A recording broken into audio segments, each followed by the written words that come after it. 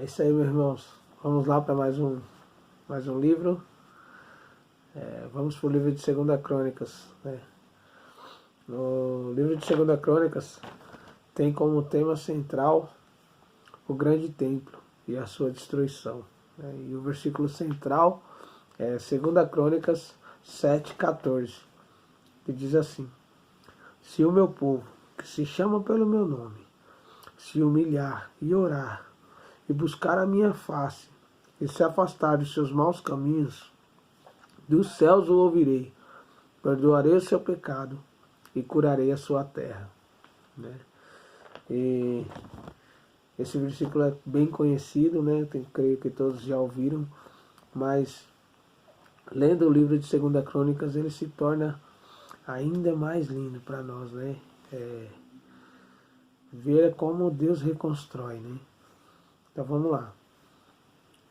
O livro de 2 Crônicas já começa falando sobre o rei Salomão, e seu reinado.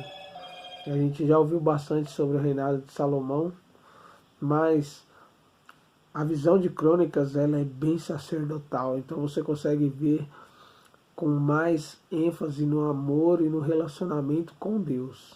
E aí a gente consegue ver a oração de Salomão para Deus, e declarando e adorando, e isso mostra um pouco mais de intimidade, Eu sei que a gente ressaltou bastante das qualidades de Salomão, mas a gente reforçou bastante na questão do pedido dele, O pedido dele foi muito edificante, A forma como Deus aparece para ele e dá a oportunidade dele pedir o que ele quiser.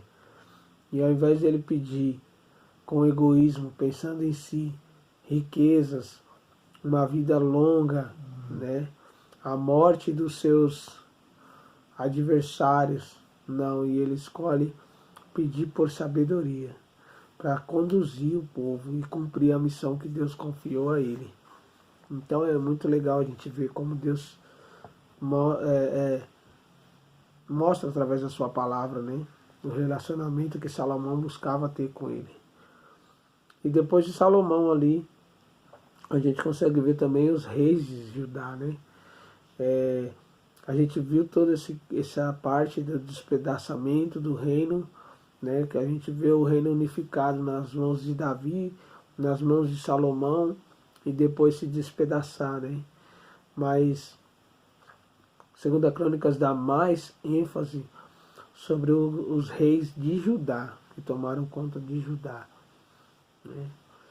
E basicamente, 2 Crônicas, o que mais a gente vê fez o que o Senhor aprova, fez o que o Senhor reprova.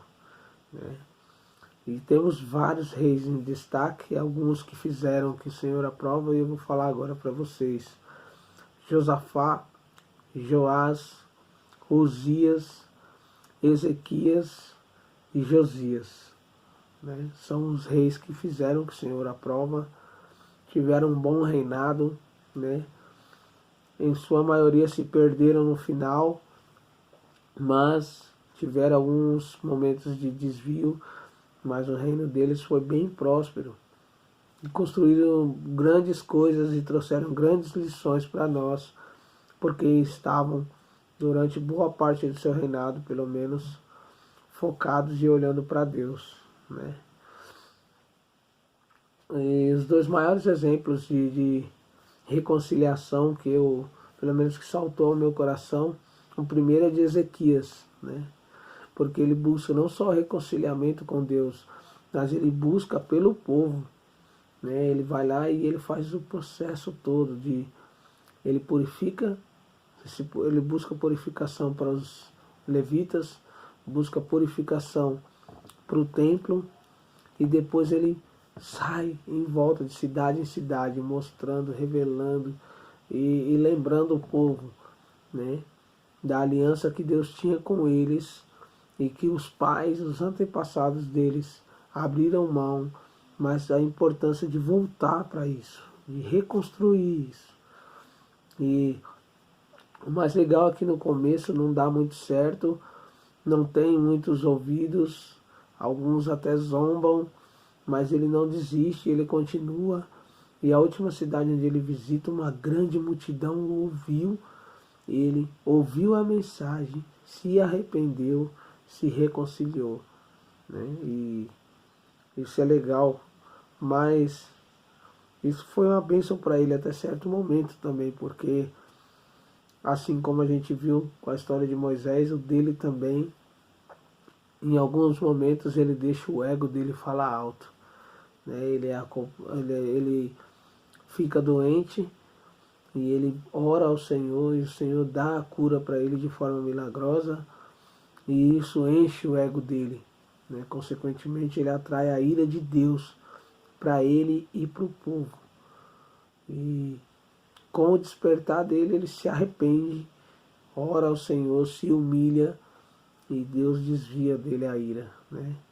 Mas é legal porque isso nos traz muito, muito para a gente, para os nossos dias de hoje, né? Porque em alguns momentos a gente cai em olhar para a gente, né? Cada um da sua maneira.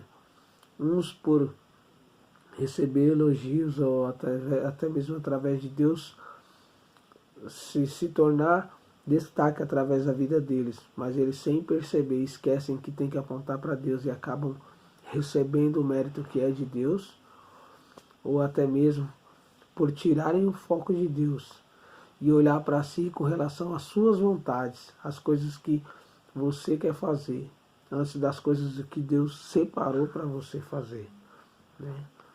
É legal também porque o livro de Crônicas nos mostra mais uma vez que a obra de Deus é única, é uma só, né? Embora a gente tenha essa divisão de Velho Testamento, Novo Testamento, né? Mas é uma só e é uma grande ponte, né? O livro de apoio até coloca que se a gente acabar de ler Crônicas e ler o primeiro capítulo de Mateus, a gente consegue ver quão conectado é, né?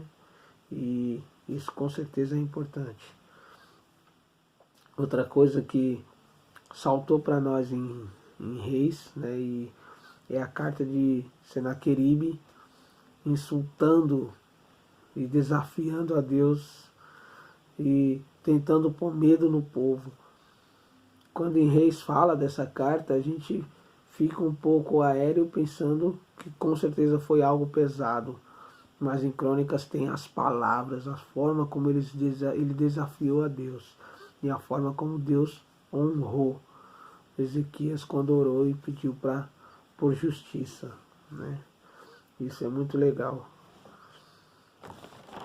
E outra coisa que a gente não pode esquecer, né? Os livros de Reis ressaltam 400 anos da história de Israel, 20 reis que sucederam Davi, né? Mas em Crônicas você consegue ver todas essas histórias de uma forma única, de uma forma sacerdotal, com a visão espiritual. Então deixa de ser apenas um livro de história e coloca assim muito, muito mais da parte de ensino mesmo para nós e desafios para nossa transformação. A gente tem vivido momentos em que cada vez mais o mundo tem puxado a igreja, tem permitido que a igreja tem se abrindo as portas para receber coisas do mundo, dicas, até mesmo características, né? E Crônicas nos traz totalmente na direção contrária, porque ela nos mostra o contraste da santidade de Deus em oposição à idolatria, né? Na qual Deus mostra que Ele não divide a glória dele com ninguém, em nenhum momento, em nenhum momento. Então não importa se está 99,9%, se o 0,01 é coisas que vão querer dividir o mérito e a glória de Deus, Deus não permite, né? E outra coisa que Crônicas também nos dá uma grande alegria e nos mostra mais da fidelidade de Deus é que ela deixa mais transparente também que a promessa de Deus foi cumprida, a promessa que ele fez para Davi, de que ele manteria um descendente dele no trono, foi cumprida, né? Nosso Senhor Jesus, que está no trono, sentado à direita do Pai, né? Então, mais e mais e mais forças para nós continuarmos lutando contra o mundo, contra o pecado, contra a passividade e, acima de tudo, lembrarmos da fidelidade de Deus, que Ele está com a gente e que Ele não falha nas promessas dEle e que o plano dEle é um só, né? Não é remendo, Jesus não foi um plano B, né? Ele é único e já estava tudo planejado por Deus. Nós assistindo ou gravando esse vídeo hoje faz parte dos planos de Deus, porque nada foge ao controle dele, tá bom? Então a gente se fala logo mais através da ligação. Fiquem com Deus. Um abraço.